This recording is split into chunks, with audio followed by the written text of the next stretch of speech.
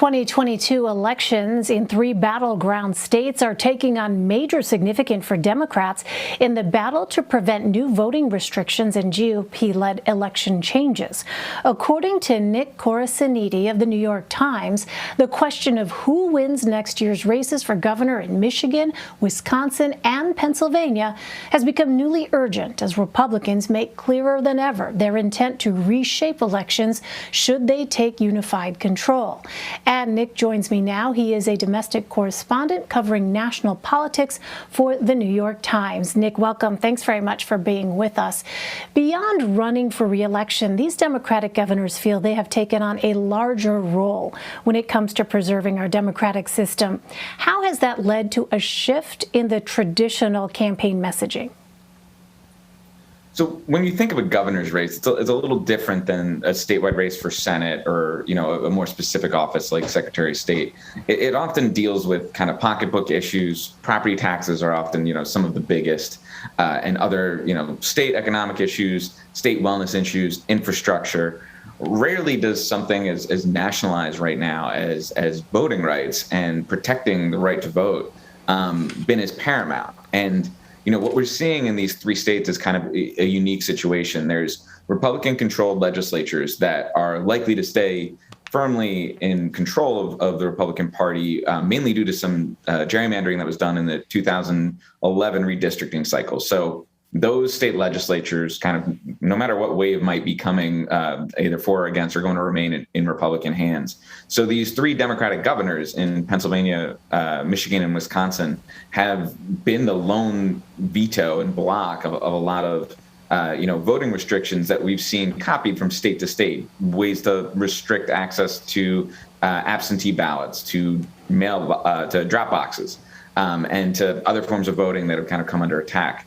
So, in these governor's races, and we talked to all 3 candidates, 2 governors running for re-election, which is Governor Whitman in Michigan, Governor Evers in Wisconsin, and then the likely Pennsylvania candidate, which is Josh Shapiro, the Attorney General. And all of them said, I feel the weight of both democracy and hear from voters constantly about voting. And, it's interesting to hear that really take hold again in a governor's race and in governor's races that often are dominated by more, economic issues. Right, it's kitchen table issues, as they say. Well, Nick, you write that Republicans in each of these 3 states have been trying to undermine acceptance of the 2020 election results. What specifically have those efforts looked like? Well, so there's kind of 2 buckets when we're talking about these 2 states specifically. I mean, these 3 states specifically, excuse me. The first is these partisan election reviews. Now, they call them audits. They're not audits. They don't meet the standard of audits. They're not carried out in a professional way or follow certain procedures that are, required to have an actual election audit. But these partisan election reviews in these 3 states are ongoing. They follow similar efforts in Arizona and new efforts in Texas.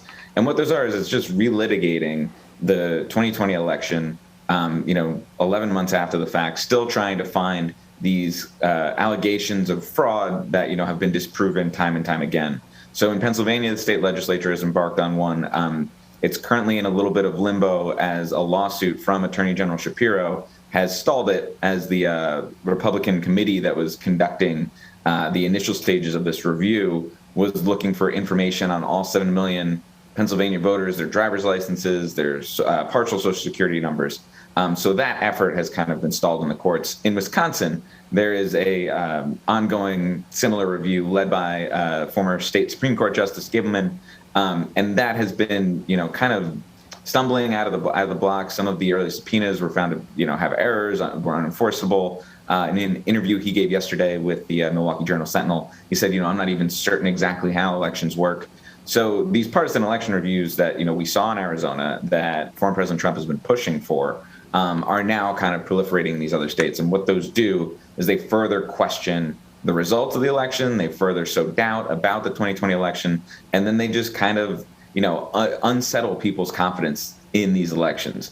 So there's that. And then they're also pushing, again, similar voting bills that are aimed to restrict voting. And the normal, reason in the preamble of a lot of these bills as to why they need to restrict different forms of ballot access is because there's a crisis of confidence in the election. And it's kind of a chicken or the egg thing. You know, where did the confidence begin to erode, and how these bills and these partisan election reviews are eroding that confidence. So, Nick, given what you just laid out, how is all of this playing into fears that Democrats have over the outcome of the 2024 presidential election? Well, there's we could call it a doomsday scenario. I don't necessarily know how we'd want to quantify it, but if we were to go down the road of kind of where the 2020 subversion attempt by former President Trump was heading, and states, there's a theory that state legislatures can send a separate set of electors if they disagree with the certification of the election and believe, you know, for some reason that there needs to be a different slate of electors loyal to perhaps a loser, third-party candidate, whoever. Now, if they send two sets of electors, it's up to Congress to accept those during the certification of the election. This is what was supposed to happen on January 6th and eventually did after the riot at the Capitol had stalled it for a number of hours. If there's a divided chamber in Congress in 2024, as in one party controls the House, the other controls the Senate, and they accept different slates of electors. So let's say the House accepts the legislature's slate, and then the Senate accepts the slate from the actual winner.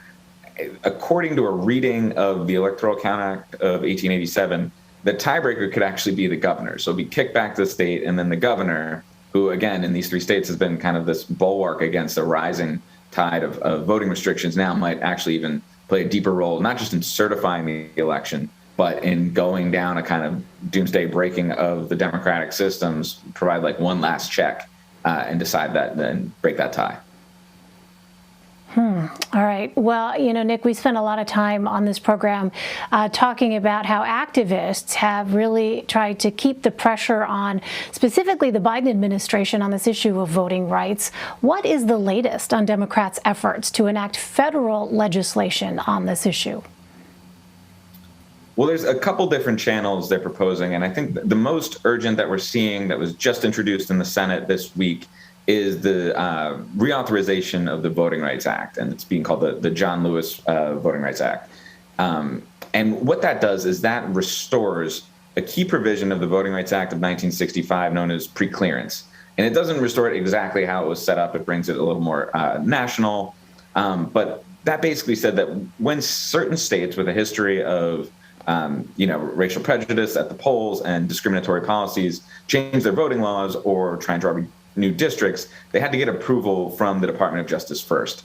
And that served as a deterrent. That really helped, stop a lot of restrictive voting laws throughout history. From 1982 to about 2005, Section 5 was responsible for blocking about 2,200 laws that would have restricted access to voting. So right now they're trying to pass that in the Senate.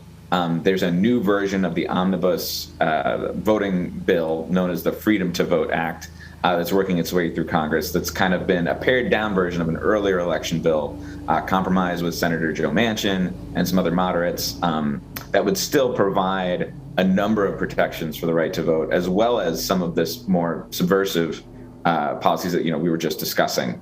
But both of those bills right now have a very slim chance of passing because there is united opposition from the Republican caucus in both the House and Senate against those bills. And in the Senate, they need to get to 60, and Democrats only have 50.